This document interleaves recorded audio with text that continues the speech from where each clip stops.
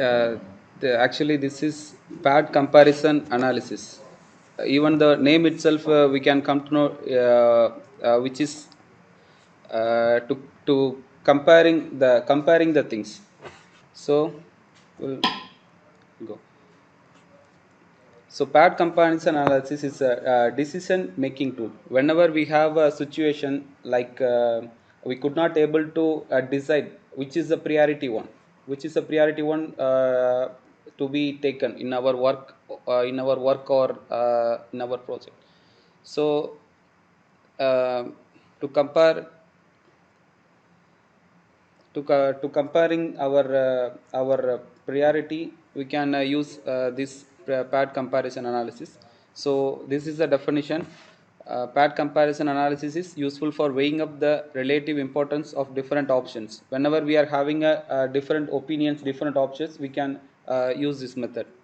So it's particularly helpful where priorities are in clear, where the options are completely different, where evaluation criteria are subjective, or where they are competing in importance. The tool is particularly useful when you don't have objective data to use to make your decision. So whenever we don't have a decision, and we don't have which is our first priority, so we can use this method. So there is total 6 steps are there. Step 1, creating a table. So there is one example we will see. Creating a table and assigning the letters, blocking cells, comparing options, rating options, and listing the result.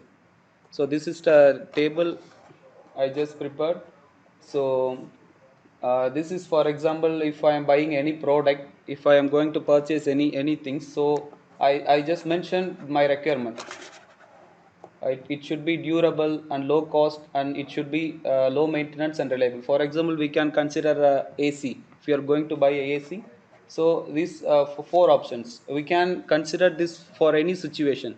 When we are going to buy any product, and in our project also, if we are going to decide which activity is we are going to do first, we can use this method.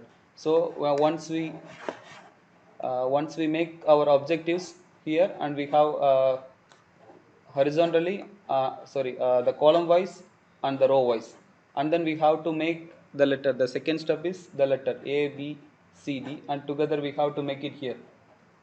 And then we have to the inclined one, we have to make it hyphen, there is no value over here.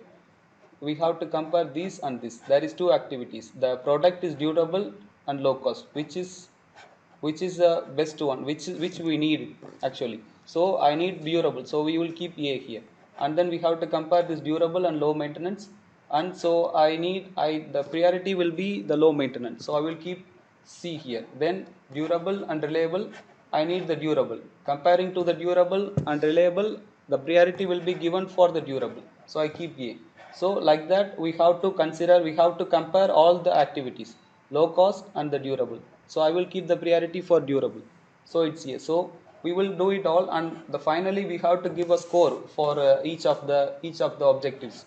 So I will calculate how many A is available. So it will be 1, 2, 3, 4. So total 4.